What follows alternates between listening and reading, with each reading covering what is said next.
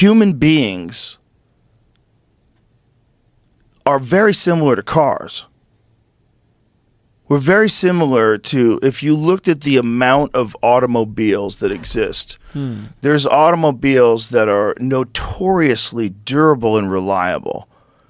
There's like Toyota Land Cruisers. Corolla. Yeah, Corolla. Toyotas. For 20 years. Yeah. Bro, you get a Toyota, that motherfucker's never going to break. We had one as a kid. Yeah. Every Toyota I've ever had just lasts and lasts and lasts. Yeah. They're so durable. Their goal, a friend of mine was just telling me this. Oh, Phil was telling me this, that their goal is to last for 30 years in a third world country. Amazing. Like, no fucking, nobody builds a car like that. And it's true, because when you see what the Taliban uses. Yes. Land Cruisers. Yeah. And then there's Range Rovers. You get 5, 10. And then there's, you know, a 1990 Chevy Malibu. It's a piece How long does that last? Piece of shit. It is, yeah. And that's It's the a cop piece- car, right? It's a piece of shit. Yeah, but The cop car was the Impala. Oh, the Impala. Yeah.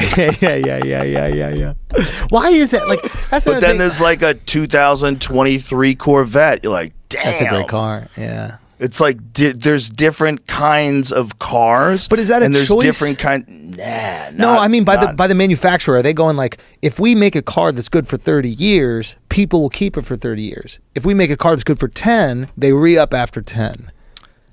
It's a good question. Like, why did they do it the way they did it? Right? Because sensibly, like a car from I have a car that I love that's from 2007. It's almost 20 years old.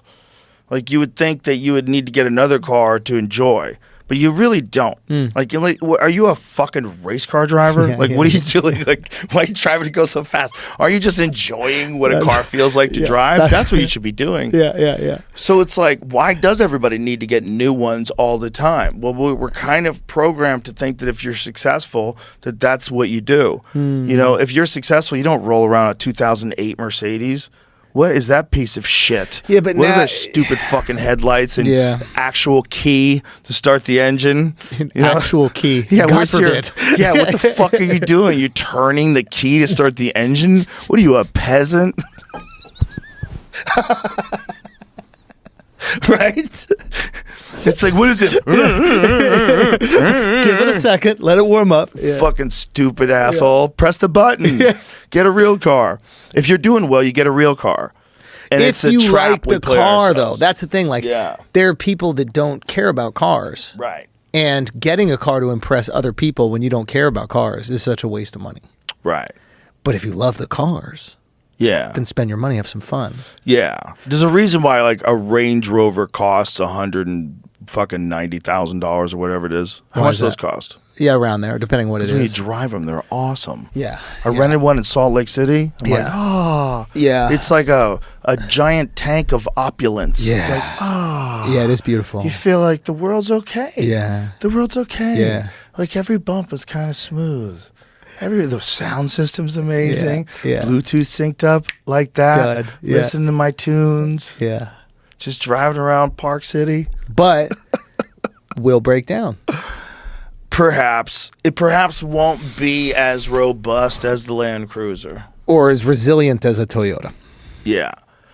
But you're not paying for resilience. That's the thing. Is like, if you're getting a Range Rover, stop acting like this is your 30-year car. Like, you're choosing to buy a $200,000 Right. SUV because you're not going to be driving along the fucking pyramids in it.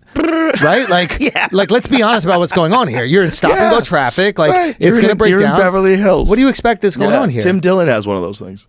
He got the Range. Yeah. He got a few nice cars. Tim Dillon lives like a baller. He really and I does. talk about it. I talk to him. What do you I say? encourage him to spend his money. Spend that money. Spend that money, He bro. earns it. I Good try for to him. tell all of them, I'm like, let's go. Yeah. Let's fucking go. Wait, why?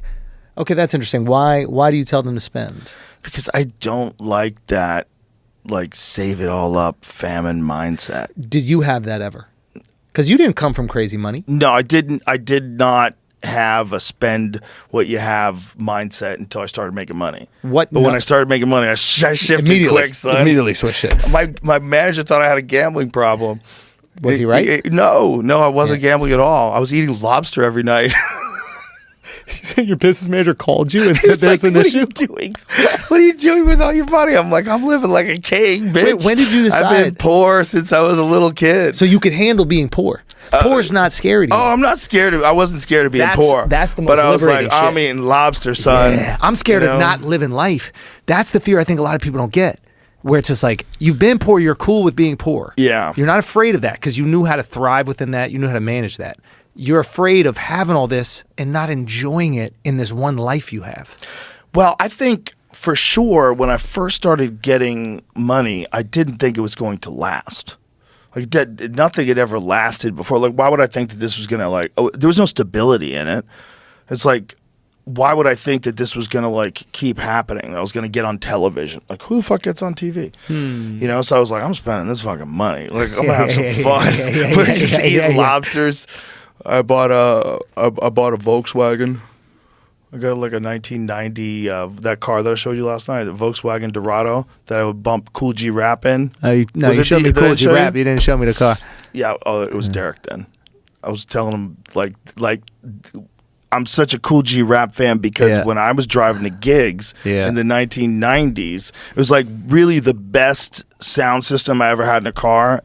I had like a nice sound system. It was like a Blaupunkt. It was kind of had a handle. You pull it out when you leave the car so no one steals it. Remember that one? The radio. Yes. Yeah, of course. The radio comes out like a fucking laptop. I was explaining this to my guys, my young guys who don't understand that the radio used to come out of the car. And their reaction was this. They would go, hold on.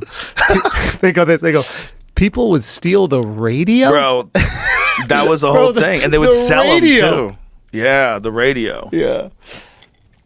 Yeah. So you would get it, so it would come out on a slider. Yeah. Remember that? Yeah. You hold it up like a handbag. Yeah, there was like a little hook walking that you around. could, So dudes would be walking around with their fucking Blaupunk at the bar. People would put a little sign on their car. Yeah, please don't break in my window. Radio's not Radio in the not car. car. Yeah. Isn't that wild? People are stealing radios. I mean, that all went away. Yeah. Once it became like an integrated computer system with Apple CarPlay and Android Play and all that. And once just having iPod got cheap, like just having music on you, it was on your phone. Yeah. People don't give Steve Jobs enough credit for that. Like he really stopped a lot of like car theft. Like breaking into cars. Probably. Yeah. When the ability to get a song, like what we were doing last night. Dude. Like the ability to get a song, like literally instantaneously and just like using your thumbs and bam. You blasting 90s hip hop last night. Bro. That's my shit. I had no clue that you like 90s hip hop.